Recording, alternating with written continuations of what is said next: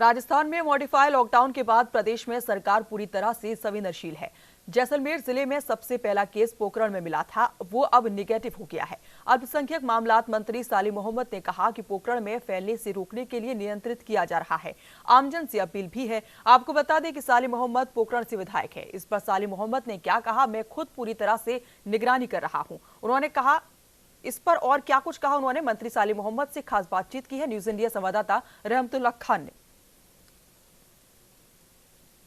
Corona को लेकर के राजस्थान सरकार पूरी तरह से लगातार प्रयास कर रही है कि किस तरह से कोरोना को ख़त्म किया जाए। लॉकडाउन चल रहा है, फिलहाल मॉडिफाइड लॉकडाउन कर दिया गया है। इससे तमाम जो ज़रूरतमंद चीज़ें हैं वो लोगों को मिलती रहे और हल्की फुल्की छूट दे दी गई है। लेकिन कोरोना को ख़त्म करने के लिए राजस्थान सरकार पूरी तरह से संवेदनशील है। राजस्थान सरकार के मंत्री भी संवेदनशील है। हमारे साथ मौजूद है राजस्थान सरकार के मंत्री, अल्पसंख्यक मामलात मंत्री सालिम मोहम्मद जी। इनसे हम बातचीत करेंगे। सालिम मोहम्मद जी, राजस्थान सरकार संवेदनशील है, किस तरह से कोरोना को ख़त्म करने के लिए सरकार काम कर रही है? तो जब पूरे देश के अंदर, पूरी दुनिया के अंदर ये जो कोरोना की महामारी है, इस महामारी से एक दहशत और लोगों में भय सा माहौल हो गया। फर्स्ट जब लॉकडाउन हुआ तो देश के प्रधानमंत्री और मुख्यमंत्री जी ने लोगों से अपील की और तमाम लोगों ने उस अपील को माना और पूरे फर्स्ट लॉकडाउन की पालना भी की। अब सेकेंड लॉकडाउन 2 शुरू हो गया है और मैं समझता हूँ राजस्थान की जनता बड़ी समझदार है। मुख्यमंत्री जी ने जो अपील की, देश के प्रधानमंत्री ने जो अपील की, लोग उसकी पालन कर रहे हैं।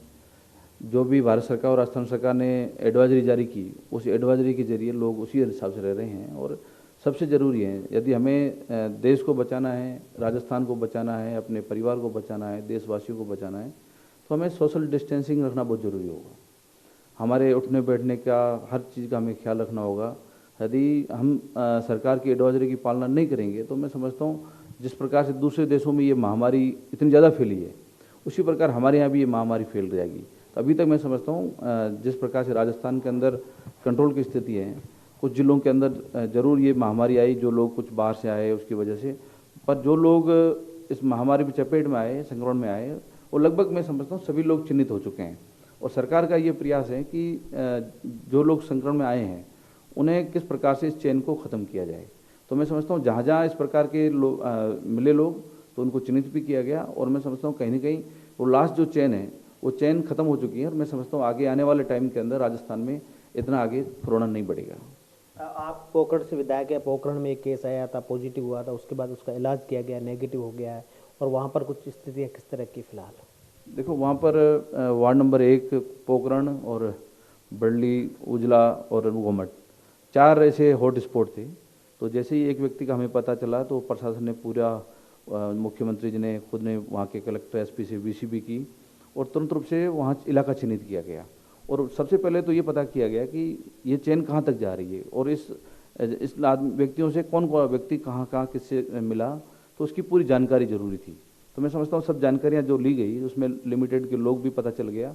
और सबसे बड़ी बात है कि अभी तक मैं समझता हूँ पोखरण के अंदर आज तक 34 ऐसे लोग मिले। और सबसे बड़ी बात कि पहला जो रोगी था इस्लामुद्दीन, वो वापस नेगेटिव हो गया और अब तक मैं समझता हूँ 12 लोग हैं वो लगभग वापस नेगेटिव हो चुके हैं 34 में से। और लगभग दूसरे भी जो हैं जिसमें किसी प्रकार का सिम्टम नहीं है, न किसी को खांसी है, न जुकाम है, न किसी प्रकार का कुछ दिख रहा है, पर उसके बावजूद भी ऐसी जानकारी मिली तो मैं समझता हूँ सही समय पे इस चेन को रोक दिया गया है। तो इसी प्रकार राजस्थान में सभी जगह लगभग, तो जहाँ जहाँ ऐसी स्थितियाँ मिली हैं तो मैं समझ सबसे मैंने जानकारी ली तो लोगों में सिम्टम कहीं नहीं दिख रहा है कि उसमें किस प्रकार की उनको दिक्कतें आ रही है। तो ये सब इस चीज़ों के अंदर जब सिम्टम कोई नहीं होता है तो सबसे ज़्यादा तकलीफ प्रशासन को उस समय होती है। तो मैं समझता हूँ जहाँ पोखरण की बात करें तो वहाँ पर मैं समझता हूँ कि लगभग एरिया लिमिटेड था और वो चिन्हित हो चुका है। और सबसे खुशी की बात यह है कि लोग जो पॉजिटिव थे वो लोग वापस नेगेटिव हो रहे हैं। तो वहाँ पर तमाम जो लोगों की सुविधाएँ हैं उनका भी ख्याल रखना पड़ता है, तो वहाँ किसी प्रकार की कोई दिक्कत भी नहीं हो। वहाँ कर्फ्यू के हालात में लोगों को ये महसूस भी नहीं होना चाहिए कि उनको किसी प्रकार की कोई तकलीफ भी आ रही है, या जो लोग क्वारंटाइन किए गए हैं उन लोगों को भी फैसिलिटी सब मिलनी चाहिए। तो उनको भी ये नहीं लगना चाहिए कि हमें कोई सरकार की तरफ फैसिलिटी नहीं दी जा रही। तो मुख्यमंत्री जी ने विशेष प्रशासन को हिदायत दी कि जो लोग संक्रमण के जरिए या कर्फ्यू हॉट स्पॉट के लोग जहाँ पर उन्हें आपने क्वारंटाइन कर रखे हैं या आइसोलेशन वार्ड के अंदर लोग हैं या जो कर्फ्यू के इलाके हैं, उन सभी जगह लोगों को सभी प्रकार की सरकार की तरफ से सुविधाएं दी जाए। तो मैं समझता हूँ तमाम चीज़ें मैं सरकार की तरफ से हर तरह से पूरा प्रशासन वहाँ से लगा हुआ है, और मैं धन्यवाद दूंगा उन सभी को जो लोग इस गंभीर बीमारी के अंदर भी लोग घर से बाहर निकल के काम कर रहे हैं। राजस्थान के प्रवासी लोग बाहर रह रहे हैं, इसके लिए मुख्यमंत्री अशोक गहलोत खुद संवेदनशील है। प्रधानमंत्री गृह मंत्री से भी बातचीत की है। राजस्थान जो बाहर रह रहे हैं मजदूर लोग हैं वो वापस अपने घर तक आए, क्योंकि लॉकडाउन कब तक आगे कितना बढ़ सकता है इसकी कोई जो सीमा नहीं है। देखो ये बात सही है कि आज राजस्थान के अंदर तमाम जिलों के अंदर तमाम जगह के आज सबसे ज़्यादा राजस्थान में जैसलमेर में 16,000 लोग वहाँ पर बैठे हैं, जो एमपी के हैं, पंजाब के हैं और हरियाणा के हैं। वो जैसे लेबर के रूप में काम करने आते हैं, लॉकडाउन एकदम हो गया और हर आदमी चाहता है कि इस बीमारी के अंदर या इस वायरस में हम अपने परिवार के साथ रहें, परिवार के लोग, ये हमारा किसी भी कोई भी व्यक्ति चाहता होगा कि हम परिवार से हम अलग नहीं रहें। तो हर आदमी चाहता है कि मैं परिवार के साथ रहूं। तो हमने जब बीसी हुई थी बीच में, तो मैं खुद बीसी में था, तो मुख्यमंत्री जी से हमने ये कहा भी था कि केंद्र सरकार से बात करें, क्योंकि इन लोगों को जब तक हम कितने दिन रख सकते हैं। और वो खुद जिस प्रकार के एक बार तो ऐसे गंभीर हालात हो गए कि लोग पुलिस के सामने भी खड़े हो गए। तो ऐसी स्थिति में जब गंभीर स्थिति हो जाती है, लेकिन खाने पीने के कोई प्रॉब्लम नहीं है, उनको रहने की, खाने की, पीने की प्रशासन द्वारा, भामाशाहों द्वारा सब तरह की व्यवस्था की जा रही है, पर हर व्यक्ति चाहता है कि मैं परिवार के साथ रहूं। तो कल ही मुझे एक पीएमओ से जो राज्य मंत्री रहते हैं जितेंद्र सिंह जी, उनका भी एक कॉल आया था। तो मैंने उनसे भी निवेदन किया कि आप लोग जो प्रवासी लोग जो है दूसरे स्टेटों के लोग यहाँ बैठे हैं, उन लोगों के लिए कम से कम कोई न कोई भारत सरकार को निर्णय करना होगा। क्योंकि आपने देखा बम्बई के अंदर क्या हाल हुए, दिल्ली नोएडा के अंदर क्या हालात हुए, तो ऐसे कई जगह ऐसे स्थितियाँ बनी हैं। तो वहाँ पर अब दिनों दिन जो लोगों को लग रहा है कि लॉकडाउन बढ़ता जाएगा, तो सहन शक्ति लोगों की खत्म हो रही है। इसलिए भारत सरकार को इसके लिए कोई न कोई निर्णय लेना होगा। तो जब तक भारत सरकार निर्णय नहीं लेगी तब तक, क्योंकि लॉकडाउन लगा हुआ है, 144 धारा है, तो तमाम जो निर्देश है उनकी पालना भी करनी पड़ती है। तो इसलिए मैं समझता हूँ केंद्र सरकार और सभी स्टेट गवर्नमेंटों को साथ बैठकर कुछ न कुछ बात करनी पड़ेगी। और ये मैं समझता हूँ लॉकडाउन और वायरस का कोई पता नहीं चलता, ये कब तक चलेगा, कितना लॉकडाउन कब खत्म होगा। तो ये जहन कि हर आदमी के जहन में कहीं ना कहीं ये सवाल उठ रहा है। तो इसलिए मैं तो यही कहना चाहूँगा भारत सरकार से कि आप इसके लिए कोई ना कोई जल्दी कदम उठाएं, क्योंकि हम चाहते हैं कि देश के अंदर महामारी नहीं भी फैले, पर हर व्यक्ति अपने परिवार के पास भी। तो इसलिए चाहूँगा कि इस पर कोई कठोर कदम उठाए। राशन सामग्री तमाम ज़रूरतमंद लोगों को पहुंचाई जा रही है और तमाम भामाशाह भी आगे आ रहे हैं, समय समय संस्था आगे आ रही है। तो कितना कहां तक लोगों को ये सुविधा मिल रही है? देखो सबसे पहले तो मैं तमाम उन लोगों को धन्यवाद दूंगा जो इस समय काम कर रहे अपने परिवार छोड़ करके। तमाम जो डॉक्टर हैं, सफाई कर्मी हैं, पुलिस हैं, प्रशासन है, तमाम वो अधिकारी हैं, वो रात दिन एक करके जुटे हुए तमाम कर्मचारी। और भामाशाह भी उसके साथ साथ में दिन रात काम कर रहे हैं। तो आज भामाशाह जिस प्रकार से पूरे राजस्थान के अंदर, हर जिले के अंदर, हर तहसील के अंदर लोगों ने खुल करके अपना जो भी सहयोग कर सकते थे वो सहयोग किया है। आज कहीं भी किसी भी गांव के अंदर, किसी मोहल्ले के अंदर ये व्यक्ति कहीं आवाज़ नहीं उठा रहा कि मैं कहीं भूखा सो रहा हूँ। मुख्यमंत्री जी ने आह्वान किया, राजस्थान का कोई भी व्यक्ति भूखा नहीं सोना चाहिए। लोगों को मुफ्त राशन दिया जा रहा है, तमाम सरकार की तरफ से खाने पीने के लिए किराना का सामान, तमाम सुविधाएं भी उपलब्ध कराई जा रही हैं। तो मैं समझता हूँ अभी राजस्थान में ये स्थिति नहीं आई है कोई राजस्थान का कोई व्यक्ति भूखा सो रहा हो।